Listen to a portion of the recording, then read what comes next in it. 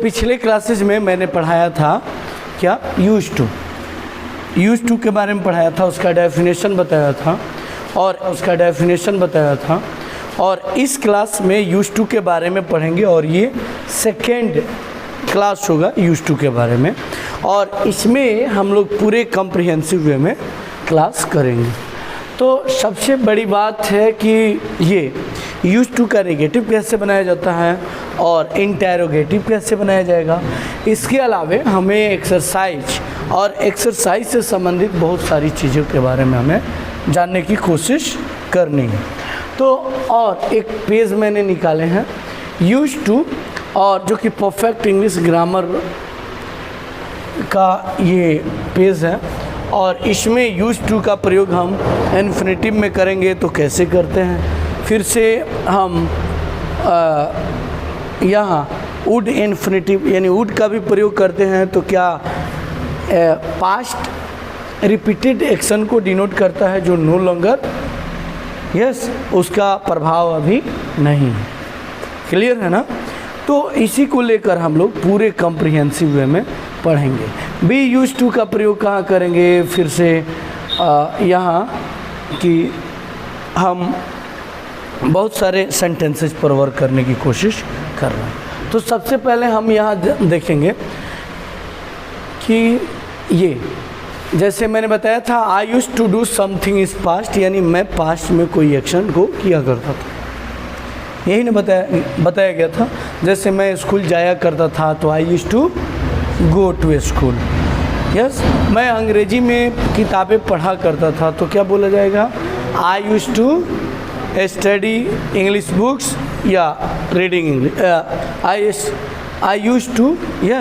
अब फिर से मैंने ये भी बताया था कि देयर इज़ नो प्रजेंट और यूज टू का प्रयोग हम कभी भी प्रजेंट के फॉर्म में नहीं करते हैं। There is no present and you can not say I use to do, यानी पास्ट रिपीटेड एक्शन को हम डिनोट करने के लिए यूज टू का प्रयोग करते हैं, प्रजेंट का नहीं करते हैं।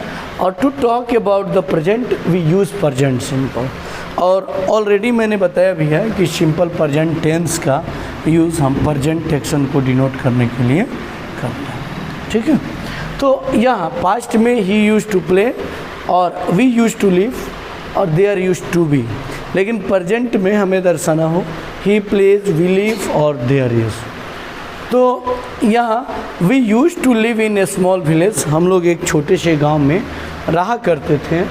But now we live in a city, लेकिन अब हम लोग एक शहर में रहते हैं। क्लियर है। फिर से यहाँ there use to be 4 cinemas in the town, और टाउन में यानी नगर में 4 सिनेमा हॉल है, 4 सिनेमा घर है। नाउ देयर इज़ ओनली 1, लेकिन अब केवल एक। क्लियर। और इससे संबंधित हम लोग चाहें तो बहुत सारे सेंटेंसेस क्रिएट कर सकते हैं अपने डेली लाइफ में, अपने स्पोकन के सुदृढ़ करने के लिए। जैसे मेरे क्लासरूम में 50 बच्चे हुआ करते थे, लेकिन अब केवल 15। तो क्या बोलोगे, there use to be 50 students in the my classroom, now there is only 15 students. Clear है ना। अब चलो यहाँ नॉर्मल क्वेश्चन के लिए हम क्या यूज करते हैं, इसके लिए अब हम काम करें। तो नॉर्मल क्वेश्चन यहाँ देखते हैं कि नॉर्मल क्वेश्चन फ्रॉम डिड और डिड और उसके बाद से हम यूज करते हैं यूज टू। क्या यूज करते हैं, यूज टू। तो सबसे पहले हम यहाँ देखेंगे कि आखिर ये क्वेश्चन बनाने के लिए हम कैसे और किस तरीके के सेंटेंस बनाएंगे और उसका अर्थ क्या होता है। तो यहाँ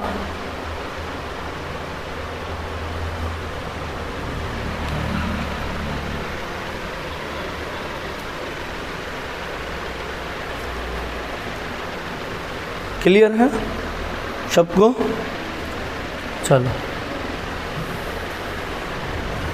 यहाँ Did you used to eat a lot of sweets when you were a child?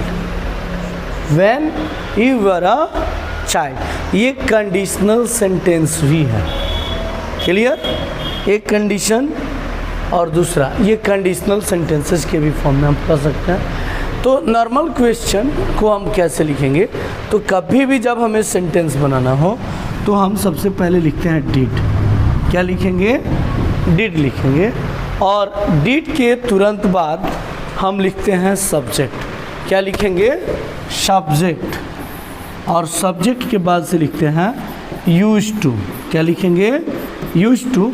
और यूज टू के बाद हम लिखते हैं वर्ब का पहला फॉर्म, यानी फर्स्ट फॉर्म ऑफ वर्ब। और उसके बाद लिखते हैं हम ऑब्जेक्ट। और ऑब्जेक्ट के तुरंत बाद लिखेंगे क्या? Question marks. कोई डाउट नहीं ना? अब यहाँ क्या आप रोज़ाना स्कूल जाया करते थे? तो क्या होगा? Did you use to go to school daily? Yes.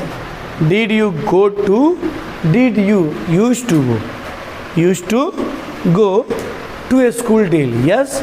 क्या आप बचपन में प्रतिदिन क्रिकेट खेला करते थे? तो क्या होगा? Did you use to play cricket every day? Every? Yes. In the childhood. Clear? In the childhood. तो यहाँ चलो कुछ एग्जाम्पल पर बात करें। Did you use to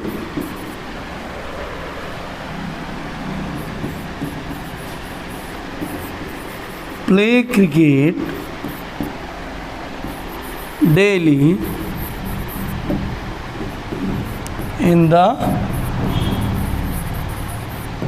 childhood?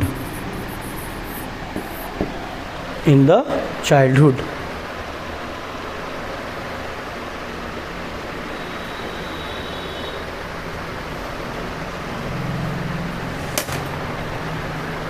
हो गया?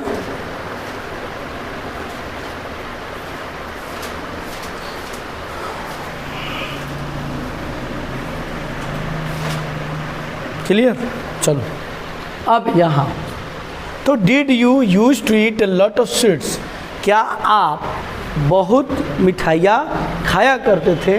When you were a child? जब आप बच्चे थे। जब आप बच्चे थे, यानी क्या आप जब बच्चे थे तो बहुत सारी मिठाइयाँ खाया करते थे? क्लियर है? अब एक चीज़ यहाँ समझते हैं। Did you do this often? Often का मतलब मैंने क्या बताया है? अक्सर। यस, अक्सर। यानी did you use to eat a lot of sweets? यानी क्या आप बहुत सारी मिठाइयाँ खाया करते थे? व्हेन यू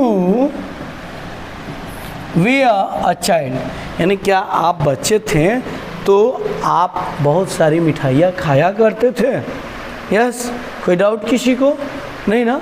फिर से इसका आप नेगेटिव बनाने हो तो हमें नेगेटिव बनाने के लिए सबसे पहले हम बात करते हैं यहाँ नेगेटिव कैसे बनाया जाएगा।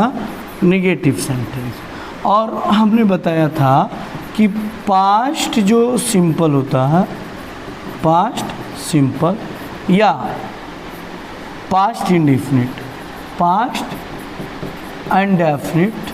और पास्ट इंडेफिनिट में हमें बनाने के लिए सबसे पहले हमें क्या करने होते हैं? तो ये सब्जेक्ट और सब्जेक्ट के तुरंत बाद V2 और उसके तुरंत बाद हम यूज करते हैं ऑब्जेक्ट का। क्लियर? अगर हमें नेगेटिव बनाने हो तो हम क्या लिखेंगे? तो डिड और नॉट यानी डिडेंट का प्रयोग करेंगे। क्लियर है ना? अगर ये अफर्मेटिव सेंटेंस है और नेगेटिव सेंटेंस बनाने हो तो हम लिखते हैं सब्जेक्ट और उसके बाद तुरंत हम डिड और उसके तुरंत बाद नॉट और वर्ब का पहला फॉर्म यूज किया जाता है। वर्ब का पहला फॉर्म। और वर्ब का पहला फॉर्म यूज करने के पीछे कारण ये है कि हमने ऑलरेडी डिड, जो कि क्या है? एक्सुलरी वर्ब है। और यानी डू का एक्सुलरी, डू एक्सुलरी वर्ब है और डू का सेकेंड फॉर्म डिड हमने यूज कर लिया है। क्लियर?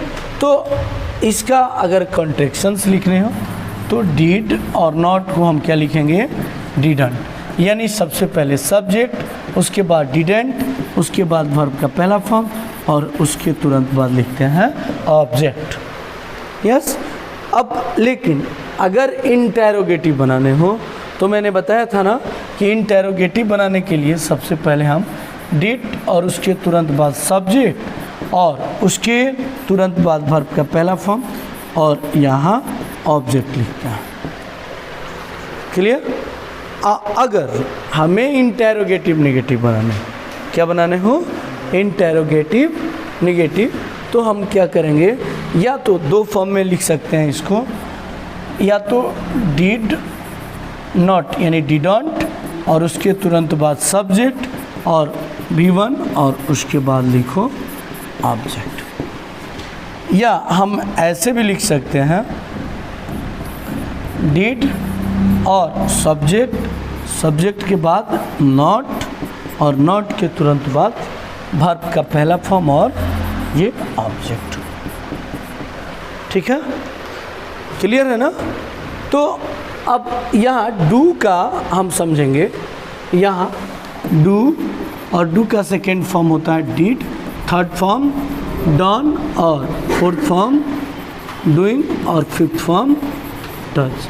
और हमें पता है डज का प्रयोग हम प्रेजेंट सिंपल में करते हैं या प्रेजेंट इंडेफिनिट में करते हैं, third person singular number he see it या सिंगल नाउन के साथ। कोई डाउट किसी को नहीं ना? हाँ, मैं बता रहा हूँ उसी को बताऊँगा। अब यूज टू का प्रयोग हम नेगेटिव में कैसे बनाएं, ठीक है? तो इसका मैं तुरंत बता रहा हूँ। अब इसका अगर हमें बनाना हो यूज टू का, जैसे मैं नहीं जाया करता था, मैं नहीं जाया करता था, तो उसके लिए हम सबसे पहले क्या करेंगे कि यहाँ सब्जेक्ट, तो सबसे पहले सब्जेक्ट लिखते हैं और सब्जेक्ट के तुरंत बाद डिड नॉट और उसके तुरंत बाद यूज टू और उसके बाद वर्ब का पहला फॉर्म और उसके बाद से हम ऑब्जेक्ट लिखते हैं। हो गया क्लियर? क्लियर हो गया? हाँ, क्वेश्चन मैं बता रहा हूँ। चलो, क्वेश्चन अगर बनाने हो तो देखो, क्वेश्चन यहाँ डिड दिया है और डिड के बाद से सब्जेक्ट और सब्जेक्ट के तुरंत बाद हम क्या करेंगे, did you use to. Clear? और उसके बाद से हम वर्ब का पहला फॉर्म और उसके बाद से ऑब्जेक्ट। क्लियर? क्लियर? मैं लिख दे रहा हूँ यहाँ। अगर अब यूज टू का प्रयोग कैसे करेंगे निगेटिव के लिए, तो सबसे पहले लिखो सब्जेक्ट, उसके बाद से हम लिखेंगे डिडोंट, उसके बाद यूज टू। देखना ये यूज टू होगा, यूज्ड नहीं होगा।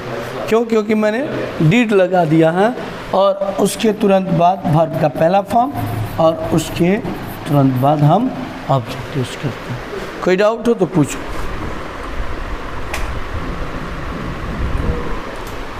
क्लियर? अब वही हमें बनाना हो इंटेरोगेटिव में,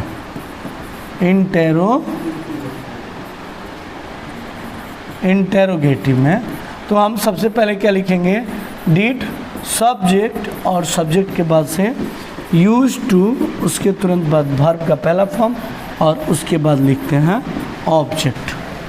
और ये क्लियर?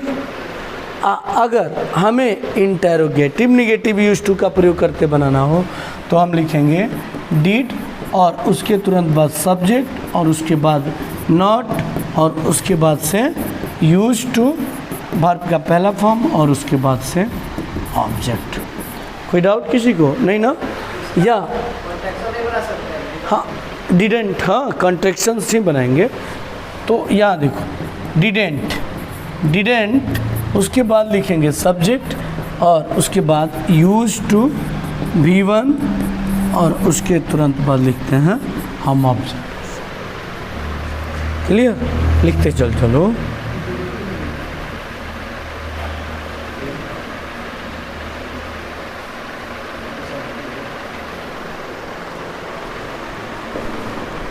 आ रहा है ना समझ में?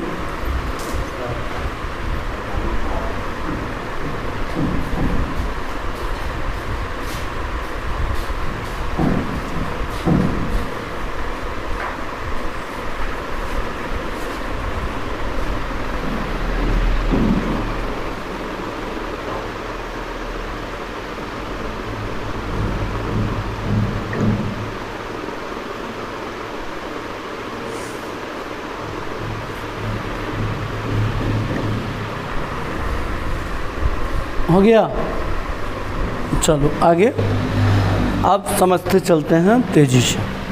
हो गया सबका? अब चलो यहाँ दिया है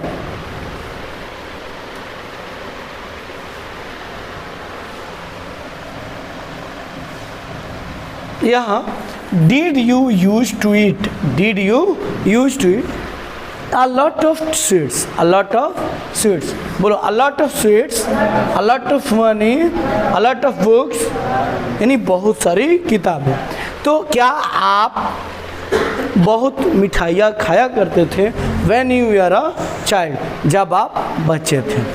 क्लियर? तो ये मैंने बताया ना कि ये कौन सा सेंटेंस है, तो ये इंटेरोगेटिव यूज टू का प्रयोग करते हैं। अब निगेटिव अगर बनाने हो तो निगेटिव बनाने के लिए the negative form didn't use to, didn't use to मैंने बताया I didn't use to, I didn't यानी ऐसे लिख सकते हो सब्जेक्ट और सब्जेक्ट के बाद से डिडंट यूज टू, उसके तुरंत बाद वर्ब का पहला फॉर्म और उसके बाद लिखोगे हम ऑब्जेक्टिव। ठीक है? आई डिडंट यूज टू और उसके बाद से वर्ब का पहला फॉर्म। और यहाँ कंपेयर करना है। I didn't use to like him, मैं उसे पसंद नहीं करता था। यस, मैं उसे पसंद नहीं करता था या मैं उसे पसंद नहीं किया करता था। क्लियर? I use to. अब ऐसे नहीं लिखेंगे, अगर ऐसे लिखते हैं सब्जेक्ट और यूज्ड नॉट और उसके तुरंत बाद V1 और उसके बाद ऑब्जेक्ट, तो ये पूरा गलत हो जाएगा। डीड का प्रयोग करेंगे। क्लियर है ना? डीड का प्रयोग करेंगे। यूज्ड नॉट टू कभी भी नहीं डायरेक्टली लगाएंगे, हम डीड का यूज करते हैं। क्लियर है ना? तो अब आगे चलते हैं। चलो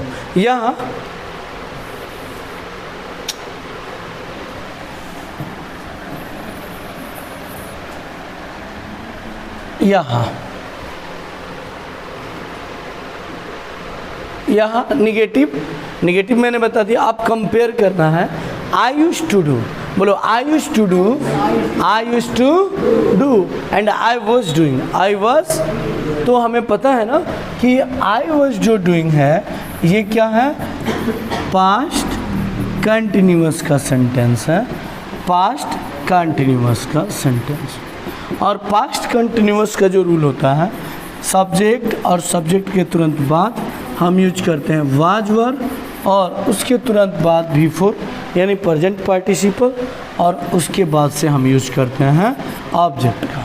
जैसे आई यूज टू वॉच, बोलो I use to watch, I use to watch यानी मैं देखा करता था टीवी अलॉट, बहुत ज़्यादा टीवी मैं देखा करता था। Yes, a TV, yes TV a lot, I use to watch TV a lot यानी मैं बहुत ज़्यादा टीवी देखा करता था।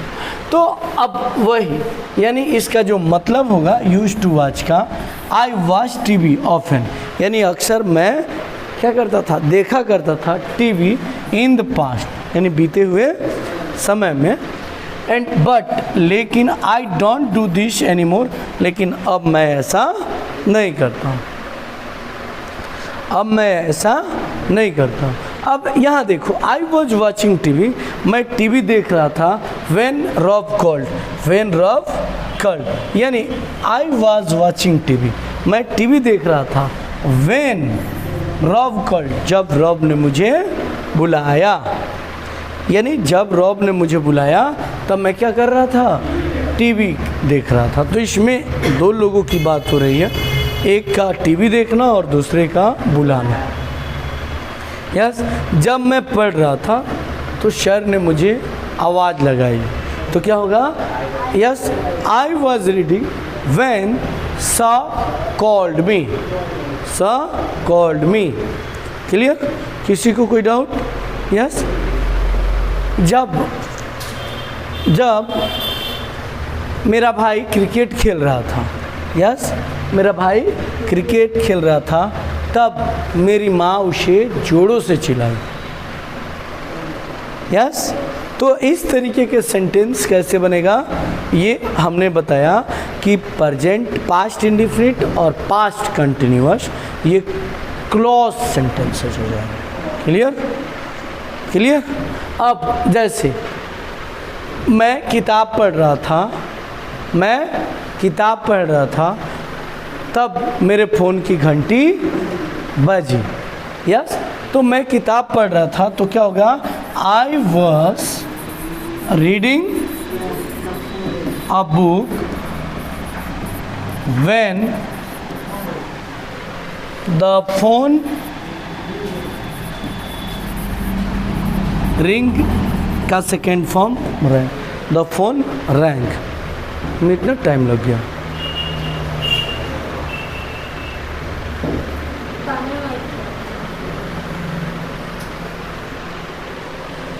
मेरा क्या करियर बर्बाद करेगा? अपने करियर बर्बाद करो, ऐसे ही बर्बाद हो सब, मुझे बहुत अच्छा से पता है।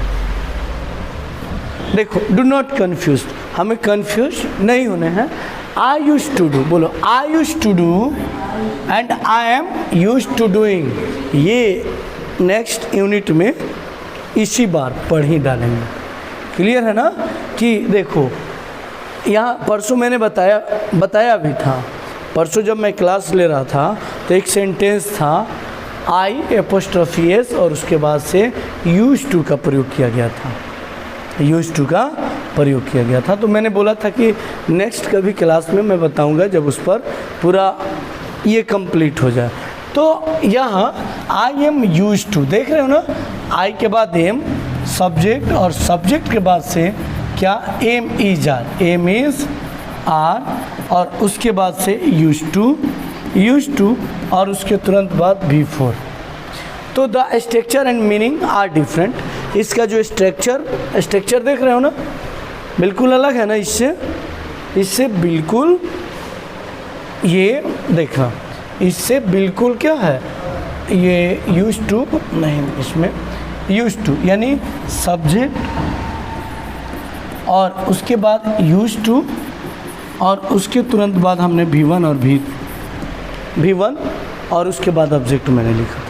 लेकिन इसका जो स्ट्रक्चर है यानी सब्जेक्ट और उसके बाद से एम इज आर और उसके तुरंत बाद यूज टू और यहाँ प्रेजेंट पार्टिसिपल, तो ये दोनों बिल्कुल क्या है, डिफरेंट है, स्ट्रक्चर अलग और साथ ही साथ इसका जो अर्थ होगा, जो मीनिंग होगा बिल्कुल अलग होगा। ये एकदम नेसेसरी समझ लेना।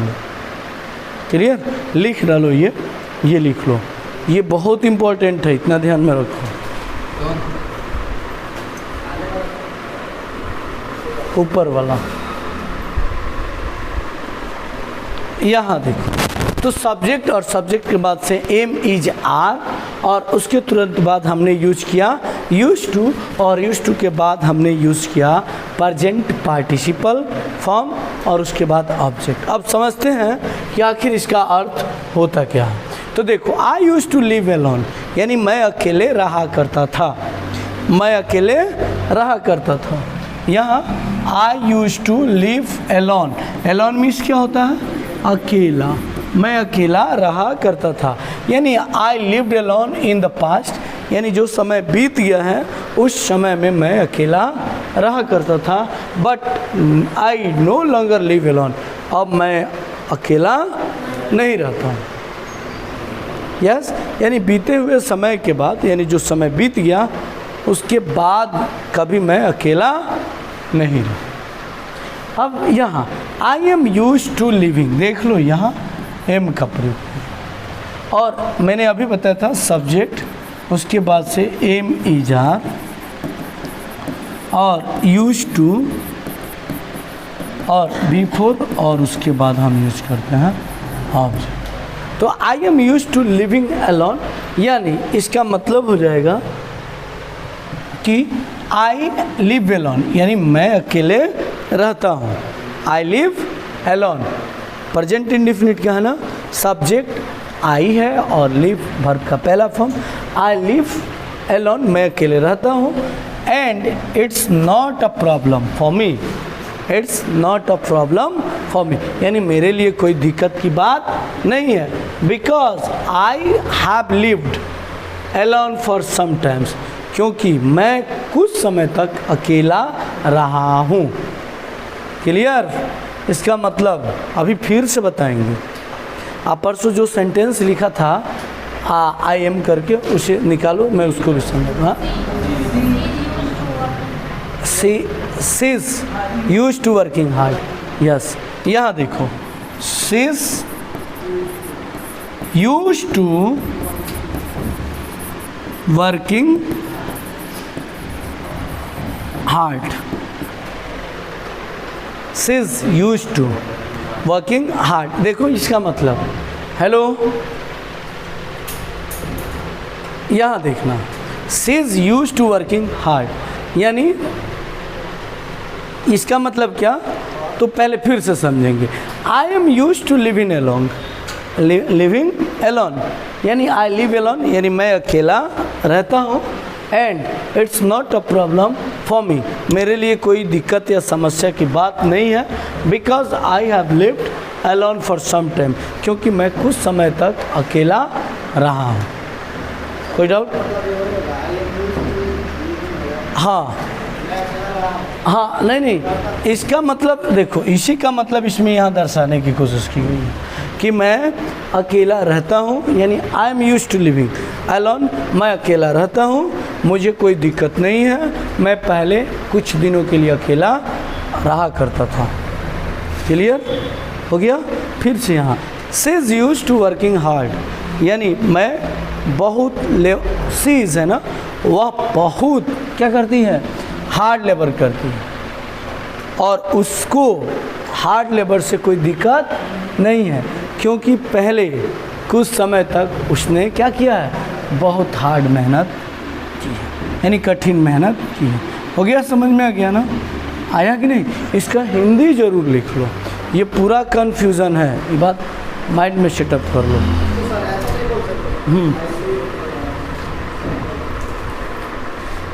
हाँ बताओ तो कैसे? हाँ, नहीं देखो, इस सेंटेंस का जो मतलब है ना, ये टोटल है, टोटल, यानी इसको समझाने की कोशिश की गई है इस सेंटेंस का। यूज टू तो बताया है कि आई यूज टू लिव अलॉन, यानी मैं अकेला रहा करता था, यानी आई लिव्ड अलॉन, ये जो पास्ट टेंस का सेंटेंस है, सब्जेक्ट और V2 और ऑब्जेक्ट है। क्लियर? अब हाँ, ये प्रेजेंट में है, हाँ, यानी बीते हुए समय में मैं अकेले रहा करता था, यस, लेकिन yes I am use to live in alone, बीते हुए समय में, खूब गौर से सुनना, बीते हुए समय में मैं अकेले रहा करता था और अभी भी मैं अकेला हूँ, और ये मेरी कोई समस्या नहीं है। समझ में है ना? इसको कई तरीके से हम बता सकते हैं, लेकिन इतना ध्यान में रखो कि सेंटेंस बिल्कुल समझने की कोशिश करो, क्योंकि आने वाला जो फ्यूचर होगा उसमें इसी तरीके के सेंटेंसेज हम लोग पा रहे हैं।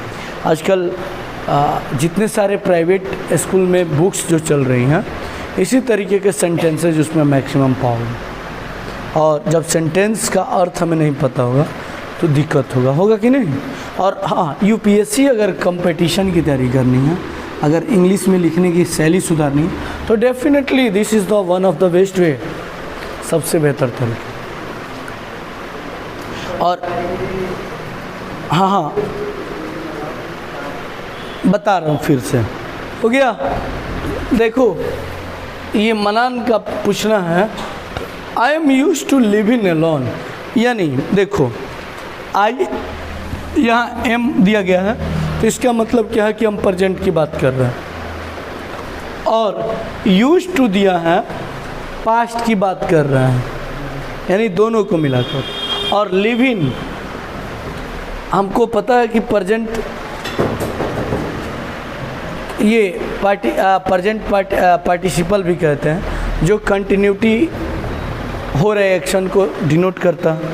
यस, तो I am used to living alone, यानी मैं अभी अकेला हूँ और मुझे कोई दिक्कत नहीं है। और यूज्ड टू का जो प्रयोग किया गया है, ये यूज़ किया गया है पास्ट में कि मैं पहले अकेला रहा करता था और अभी भी मैं अकेला हूँ और इससे मुझे कोई दिक्कत नहीं। हो गया क्लियर? क्लियर हुआ? फिर से यहाँ देखो, she is used to working hard. तो देखो फिर से यहाँ समझने की कोशिश करनी है यहाँ कि सी इज यूज्ड, तो यूज्ड टू ये पास्ट को डिनोट किया, यानी वह अभी जो काम कर रही है बहुत मेहनत के साथ कर रही है, यानी she is used to working hard. कोई डाउट किसी को नहीं ना? और पहले भी वह बहुत मेहनत किया करती थी, बहुत हार्ड वर्किंग किया करती थी, इसलिए उसको कोई दिक्कत नहीं। ठीक है ना? इसको ज़रूर माइंड में सेटअप कर लेना, एकदम लिख डालना, नहीं तो हमेशा तुम कंफ्यूज में रहोगे। और ये मैं कह रहा हूँ कि ये पहली बार तुम लोग पढ़ रहे हो, एकदम 100%। थोड़ा टफ हो सकता है, लेकिन इंग्लिश रियली इंग्लिश चाहिए, ये बात ध्यान में रखो। राइटिंग स्किल्स अगर सुधारना है तो मैं कह रहा हूँ कि one of the best place dazzle, UPSC तक की मैं बात कर रहा हूँ। इंग्लिश में लिखने की शैली होती है ना, अपने शब्द में। ऐसे लिखना हो तो तुम लिख सकते हो यहाँ, जितना सारा मैंने चीज़ें बता दिया अभी तक, पूरा टेंस जैसे बताया है उस पर अगर वर्क कर लो तो उससे बेहतर तो तरीका पूरे भारतवर्ष की मैं कह रहा हूँ कुछ है ही नहीं। ये बात हमसे तेज बहुत बड़े बड़े यूट्यूबर्स हैं या बहुत बड़े बड़े टीचर्स हैं, उनकी शैली हमसे भी बेहतर हो सकती है, लेकिन ये जो हम लोग अपना रहे हैं ये totality depend on the how to improve your skills, writing skills, communication skills, talking skills, ये सारे के सारे, और रीडिंग स्किल्स। समझ में आ रहा है ना? टोटली इस पर डिपेंडेंस। चलो ये हो गया। अब देखो, अब एक और चीज़ यहाँ ध्यान में रखना, ये तो मैंने बता दिया। अगर एक और चीज़ पूछा जाए, पास्ट कंटिन्यूअस में आई was doing, I was doing, और कहीं कहीं हम वुड का प्रयोग यूज टू के सेंस में करते हैं। वुड का प्रयोग कहाँ करते हैं? यूज टू के सेंस में। और be get use to doing something, ये हम बताएंगे जब कॉजेटिव वर्ब बताना होगा तो उसमें बताएंगे। और दूसरी चीज़ ये यूनिट 61 में पढ़ेंगे और उसमें पूरा कंपेयर करते हुए पढ़ेंगे। कोई डाउट किसी को नहीं ना? थोड़ा सा आगे बढ़ें।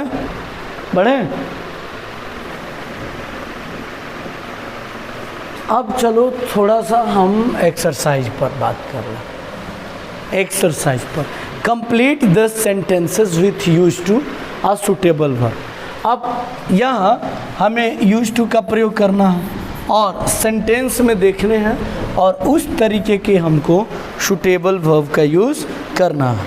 क्लियर? कोई डाउट किसी को नहीं ना? तो यहाँ देखना है, निकोला यूज टू ट्रैवल। बोलो, निकोला यूज टू ट्रैवल, यानी निकोला क्या करती थी?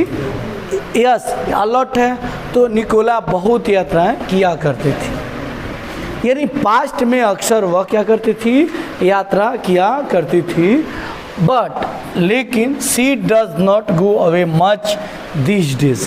लेकिन डज नॉट ये हमें पता है, प्रेजेंट इंडेफिनिट, लेकिन वह इन दिनों बहुत यात्रा नहीं करती। क्लियर?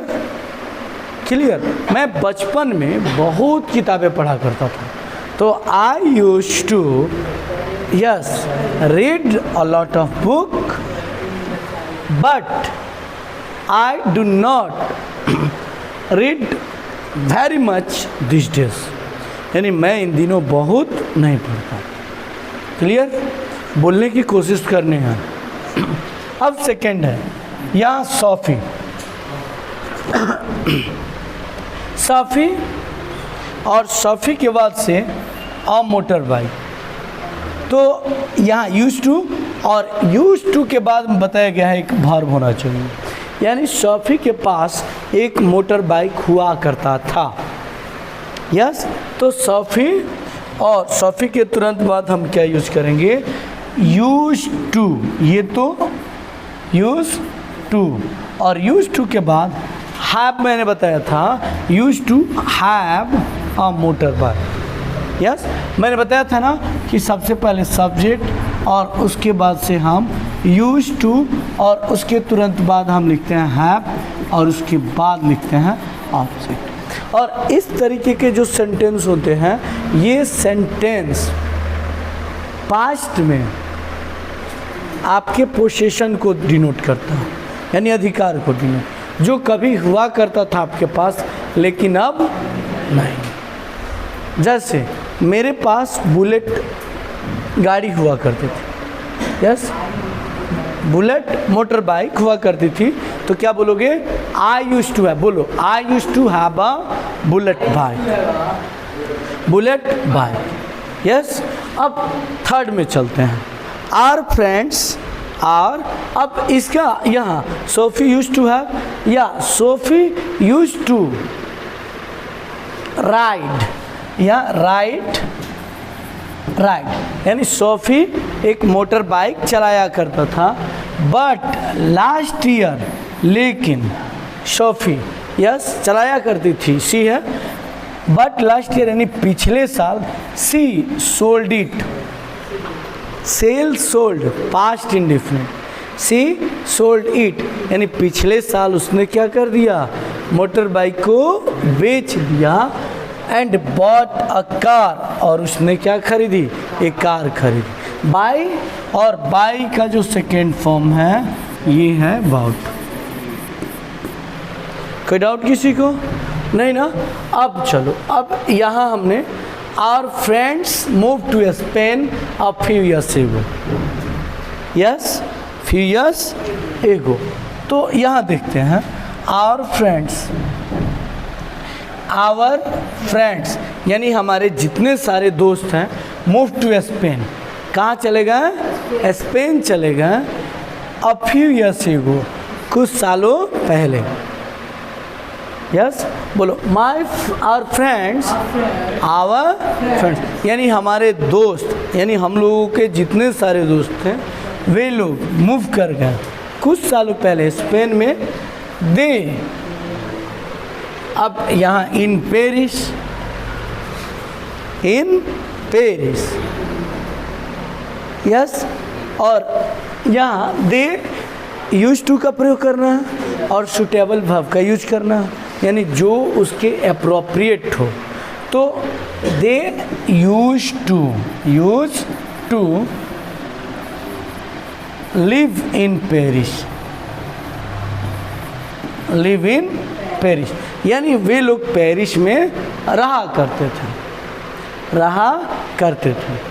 यस, फिर से our friends move to Spain, our friends move to. तो ये जो सेंटेंस है पास्ट इंडेफिनिट का, मूव का सेकेंड फॉर्म मूव्ड, का सेकेंड फॉर्म मूव्ड, यानी our friends move to Spain a few years ago, यानी कुछ सालों पहले हमारे दोस्त स्पेन चले गए और वे लोग वहाँ क्या रहा करते थे, यानी वे लोग पेरिस में रहा करते थे। क्लियर?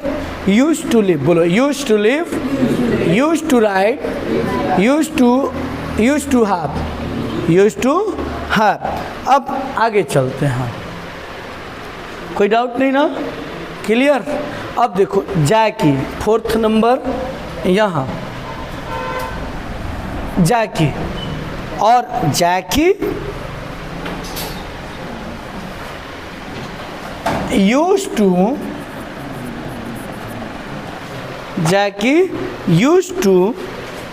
अब देखो यहाँ हमें क्या यूज करना है कि उस लायक हमें सुटेबल या appropriate verb. Use to love, use to love, या हम यूज कर सकते हैं use to like, use to like. My best friend, यानी जैकी मेरे सबसे अच्छे दोस्त को क्या करता था, प्यार किया करता था। यस, या लाइक लिखेंगे तो पसंद किया करता था। क्लियर? बट लेकिन we are not friend any more, लेकिन अब हम लोग अच्छे दोस्त नहीं। क्लियर? 5 नंबर, ये अब 8 करा दें, उसके बाद से कल लास्ट क्लास होगा यूज टू। ठीक है, अब देखो, आई रियरली ईट आइसक्रीम नाउ, अब मैं बहुत मुश्किल से क्या करता हूँ, आइसक्रीम खाता हूँ। बट आई और आई के बाद से क्या यूज होगा, यूज टू, मैंने बताया use to. But I use to eat, और ईट का प्रयोग क्यों किया गया है, ये आइसक्रीम के लिए किया गया है। कोई डाउट नहीं ना?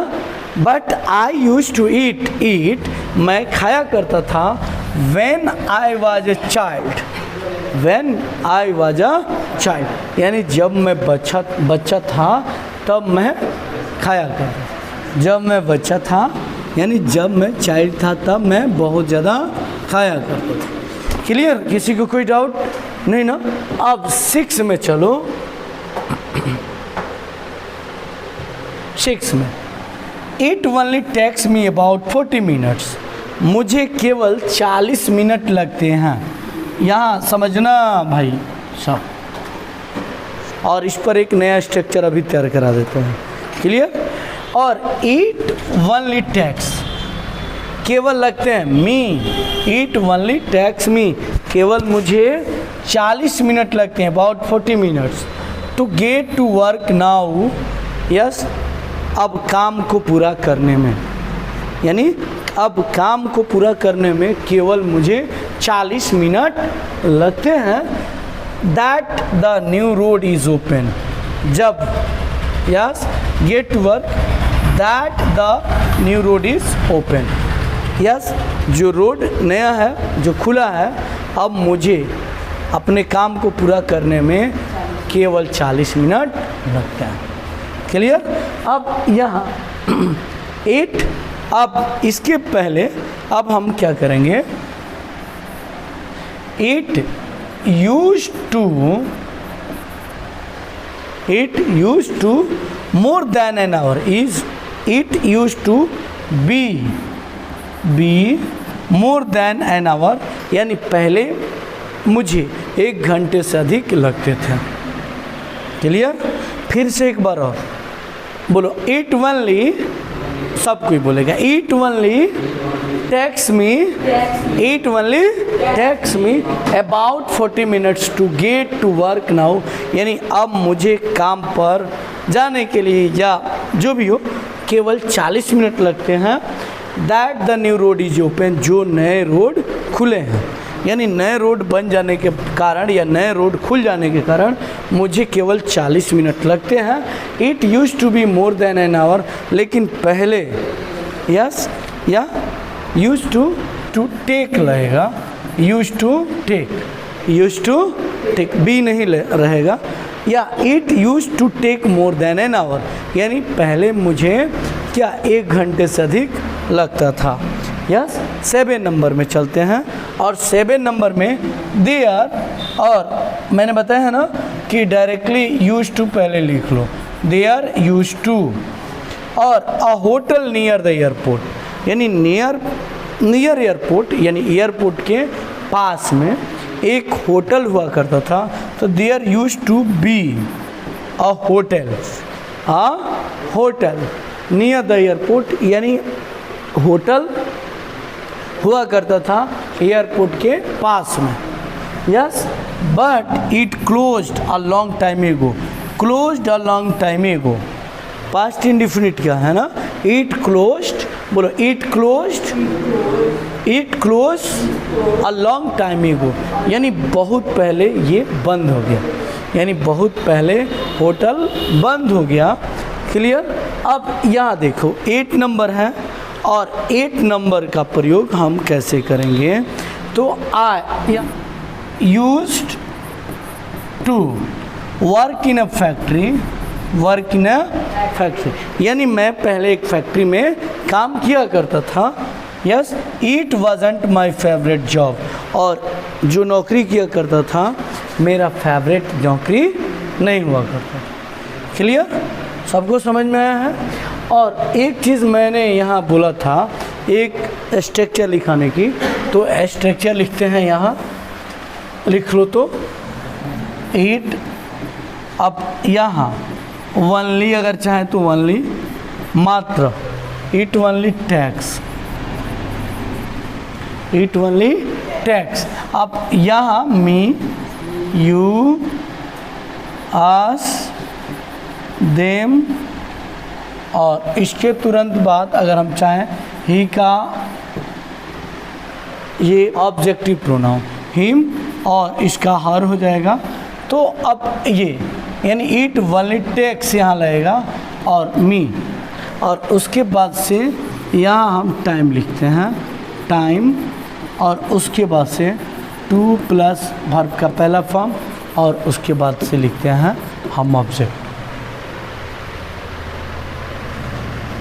क्लियर। एक नया स्ट्रक्चर है और इस स्ट्रक्चर पर खूब बेहतरीन काम करो। लिखो तो एक, हाँ बता रहा हूँ, रेखा को स्कूल जाने में हाँ मात्र 10 मिनट लगते हैं, को स्कूल जाने में मात्र 10 मिनट लगते हैं। तो क्या बनाओगे, इट ओनली टेक्स राधा या रेखा, अगर नेम होगा तो नेम लिख देंगे, name. Clear. It only takes Radha 10 minutes to go to school. Yes, to go to school. Clear. कहाँ, हाँ बिल्कुल लग सकता है। अब एक और इसी पर तुम लोग को सेंटेंस बता देते हैं, हो गया इसी तरीके का। देखो हम चाहें तो ऐसे भी लिख सकते हैं, पहले हम सब्जेक्ट लिख देंगे और सब्जेक्ट के बाद से टेक या टेक्स, टेक्स अगर मात्र तो ओनली, उसके बाद टाइम, और उसके बाद से टू, और उसके बाद से हम लिखेंगे V1, और उसके तुरंत बाद लिखते हैं ऑब्जेक्ट। जैसे Rekha takes only 10 minutes to go to school. Yes, 2 तरीके के स्ट्रक्चर जिसका अर्थ क्या होता है, सेम होता है। तो रेखा यूज टू, और इससे बेहतरीन अब इंग्लिश का स्पोकन नहीं हो सकता है, चाहे तुम कहीं पढ़ लो।